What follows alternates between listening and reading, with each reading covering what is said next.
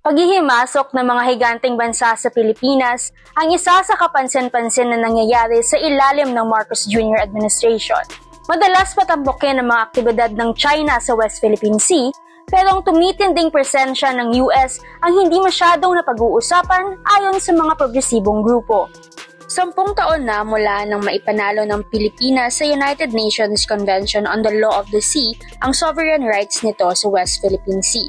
Pero patuloy pa rin ang pag-aangkin ng China sa West Philippine Sea, pero hindi raw ito ang buong larawan ayon sa mga progresibong grupo. Ang tunay at mas mabigat na banta sa ating bayan ay ang military build-up, expansion ng military bases at ng mga military exercises ng US at ng mga alyado nito. Ayon sa bagong alyansang Makabayan o Bayan, sa panahon ng Administrasyong Marcos Jr., dumami ang US military sites sa bansa sa bisa ng Enhanced Defense Cooperation Agreement o ang EDCA site. Kasalukuyang may 9 na EDCA sites sa iba't ibang lugar sa bansa.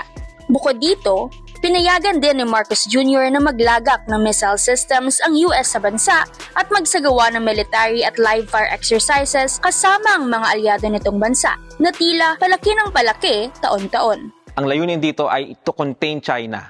Nagiging mas mapusok ang kanilang ginagawa dito bilang paghahanda sa gera. Ang Pilipinas gusto nilang gawing training ground, staging ground, lunsaran ng atake laban sa ibang bayan. Bukod sa military exercises, naging tampok din ngayong taon ang pagpasok ng Pilipinas bilang miyembro ng Pax-Silica Initiative ng US. Layunin na itong bumuo ng isang global supply chain ng artificial intelligence, semiconductors at critical minerals na gagamitin ng US military. Itatayo ang kauna-unahang infrastruktura ng Pax-Silica sa Luzon Economic Corridor sa higit 1,600 hectares na lupain sa Central Luzon. Magbibigay tayo ng lupa, kukuha ng yamang likas sa Pilipinas, gamit ang murang paggawa ng mga Pilipino. May diplomatic immunity na hinihingi ang US. Ang Pax-Silica ay banta sa ating kalikasan, sa ating kabuhayan, at sa kinabukasan ng ating bayan. Hindi ito tunay na pag-unlad, ito ay war production. Paliwanag ng bayan, taliwas sa sinasabi ng gobyerno, hindi totoong para sa seguridad ng bansa ang nasa likod ng tumitinding presensya ng US sa Pilipinas. Mga hakbang umano ito para maprotektahan ang mga interes ng US sa buong Asya mula sa lumalaking impluwensya ng China sa rehiyon. Pinapahamak niya ang ating mga komunidad. Tinataboy ang ating mga kababayan, disruptive sa kabuhayan ng ating mangingisda at magsasaka. Ito ay banta sa ating national security at kinakaladkad tayo sa gera na hindi naman natin gusto at wala tayong pakinabang. Kung panganib ang dulot ng presensya ng US sa bansa, bakit pinapayagan ito ng Administrasyong Marcos Jr.? Kailangan niya ang political na support ng US para kontrolin ang pulis at mga sundalo para manatili sa kapangyarihan.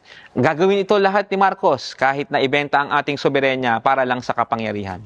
Kaya para sa bayan, mahalagang makisali ang publiko para mapanagot kay Pangulong Marcos Jr. Sa halip na maging sunod-sunod sa dikta ng dayuhan, ang Pilipinas dapat tumitindig para sa isang independent foreign policy. Tutulan natin ang mga kasunduang pinipirmahan ni Marcos kasama ang US at mga alyado nito. Ipanawagan natin na palayasin sa kagyat ang mga base militar, alisin sa Pilipinas ang mga missile system, at dapat papanagutin si Marcos, lalong-lalo na yung kanyang pagkanulo sa interes ng mga Pilipino. Ito si Julian Hodilla mula sa Panay Today para sa Alab Zona Special.